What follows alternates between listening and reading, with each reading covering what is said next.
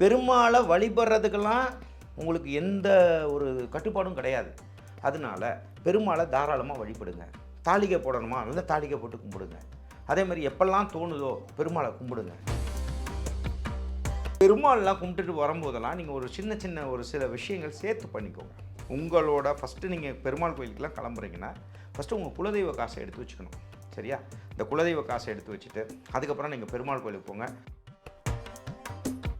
இப்போ எந்த லக்னமாக இருந்தாலும் சரி, எந்த ராசியாக இருந்தாலும் சரி, எந்த நட்சத்திரமாக இருந்தாலும் நான் என்ற ஆணவத்தை அழித்து விட்டு சரணாகதி என்ற தத்துவத்தோடு பெருமாளை ஏழுகுண்டலவாடா வெங்கட்ரமணா கோவிந்தா கோவிந்தா என்ற சரண கோஷத்தோட நீங்கள் போய் வழிபட்டால் நீங்கள் யாராக இருந்தாலும் நீங்கள் சுபிட்சமாக இருப்பீங்க. இது சத்தியமான உண்மை. சுவாமிகிட்ட எந்த ஒரு எதிர்பார்ப்பும் இல்லாமல், ஐயா நான் உன்ட்ட வந்துட்டேன், சரணாகதி அடைஞ்சிட்டேன், ஏதோ தப்பு ஏதாவது தெரிஞ்சோ தெரியாமலோ அறிஞ்சோ அறியாமலோ ஏதாவது தப்பு பண்ணியிருந்தேன், என்னை மன்னிச்சிரு அப்படின்னு சொல்லிட்டு உன்னை வழிபடுறதுக்கு எனக்கு அருள் கொடு அப்படின்னு நீங்கள் நினச்சிட்டிங்கன்னா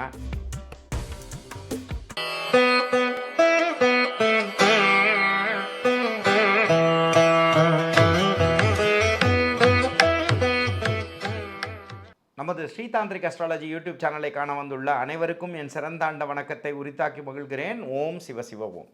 இன்றைக்கி நம்ம பார்க்கக்கூடிய வழிபாடு என்ன அப்படின்னு பார்த்திங்கன்னா, இது நிறைய பேர் கேட்டனால நம்ம இந்த சப்ஜெக்ட் நம்ம பேசுகிறோம். திருப்பதி ஏழுமலையானோட வழிபாடு. அப்போ இந்த மாதிரி வழிபாடுகளான இந்த இதில் கூட ஒரு ப்ரோக்ராமில் சொல்லியிருந்தேன், நரசிம்ம சுவாமியை பற்றி சொல்லியிருந்தேன். சொல்லும் போது நான் சொன்னேன், திருப்பதி பெருமாளை பற்றி சொன்னேன். சில பேர் எந்த காரணத்துக்காக சொல்கிறாங்க அப்படிங்கிறதெல்லாம் செகண்டரியாக எடுத்துட்டோம்னாலும், அப்போ சுவாமி திருப்பதி பெருமாள்ன்றவர் பெரியவர்னு பேர் நல்லா புரிஞ்சுக்கணும். இந்த பெருமாளுக்கு மட்டும்தான் ஒவ்வொரு வயசுக்கும் ஒவ்வொரு ஸ்வரூபங்கள் உண்டுன்னு தன்மை உண்டுங்க.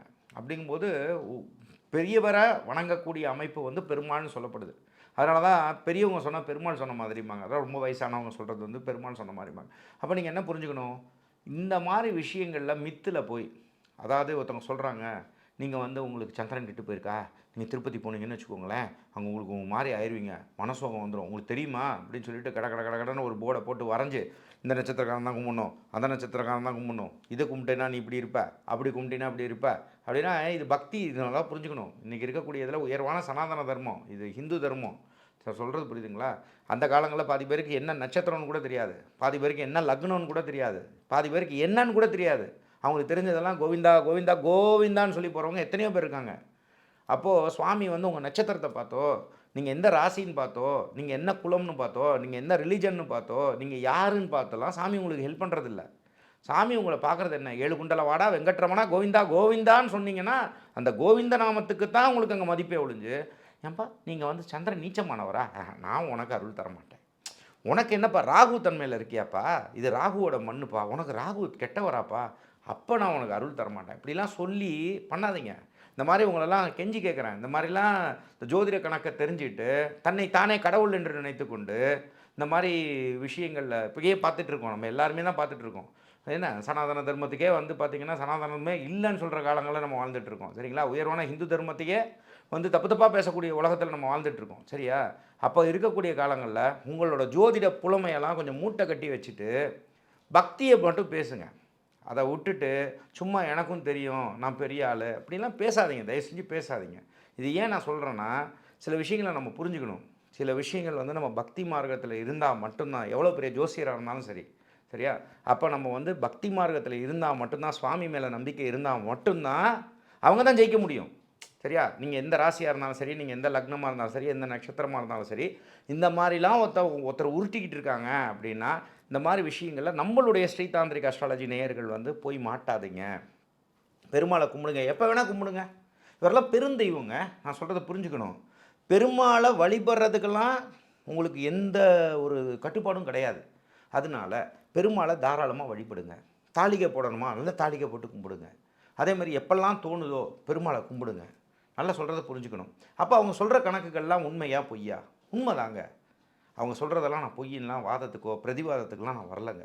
பட் அதெல்லாம் பார்த்து சாமி உங்களை ஹெல்ப் பண்ணுறதில்ல. பக்தி மார்க்கம்ன்றது வேறு, ஜோதிட மார்க்கம்ன்றது வேறு. சரிங்களா?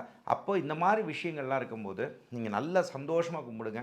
ஆனால் இந்த பெருமாள்லாம் கும்பிட்டுட்டு வரும்போதெல்லாம் நீங்கள் ஒரு சின்ன ஒரு சில விஷயங்கள் சேர்த்து பண்ணிக்கோங்க. உங்களோட ஃபஸ்ட்டு நீங்கள் பெருமாள் கோயிலுக்கெலாம் கிளம்புறீங்கன்னா ஃபஸ்ட்டு உங்கள் குலதெய்வ காசை எடுத்து வச்சுக்கணும். சரியா? இந்த குலதெய்வ காசை எடுத்து வச்சுட்டு, அதுக்கப்புறம் நீங்கள் பெருமாள் கோயிலுக்கு போங்க. அதே மாதிரி ஒரு விஷயம் நல்லா புரிஞ்சுங்க. பேசும் தெய்வமாம் வெங்கடேச பெருமாள். இதெல்லாம் நான் பர்சனலாவே நெறைய அனுபவிச்சிருக்கேன். சரிங்களா? சில நேரங்கள்ல வந்து நாங்க புக் பண்ணியிருக்கோம். புக் பண்ணிட்டு விவிஐபி பாஸ்க்கு கொண்டு வரும் தருவோம்னுவாங்க. இப்ப ரீசென்ட்டா கூட நடந்தது. வந்த உடனே என் கூடயே வந்தாங்க. இதெல்லாம் சத்தியமான உண்மை. இந்த மாரி அனுபவங்கள் இருந்தா தாராளமா கீழ கமெண்ட் பண்ணுங்க.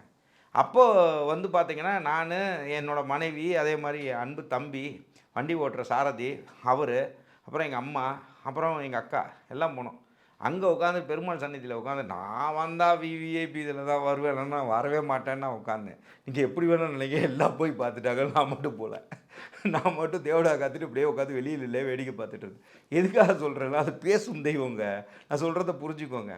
நான் எதுக்காக சொல்றேன், இந்த மாரி விஷயங்கள்லாம் வரும்போது, அவர் என்ன இத பார்த்தாரா?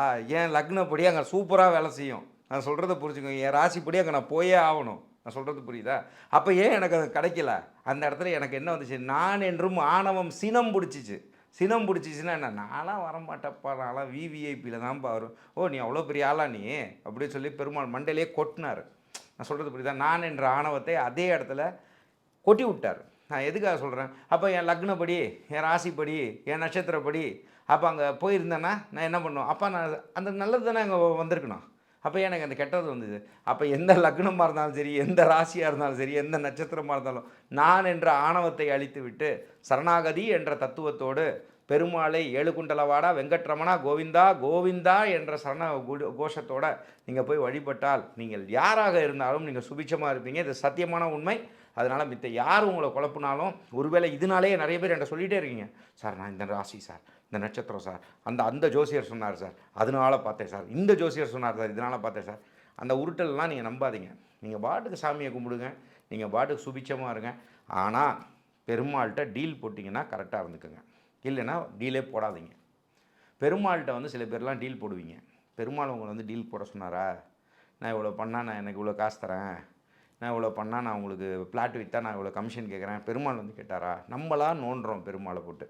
நம்மளா என்ன சொல்கிறோம்? இதை நான் முடிச்சு கொடுங்க, நான் உங்களுக்கு 1% கமிஷன் தரேன். கடைசியாக சாமியவே புரோக்கர் ஆகிட்டோம். நல்லா புரிஞ்சுக்கணும். சாமி கேட்டுச்சா உங்களை? இல்லை சாமி வந்து இது பண்ணித்தான்னு கேட்டுச்சா? அதெல்லாம் கிடையாது.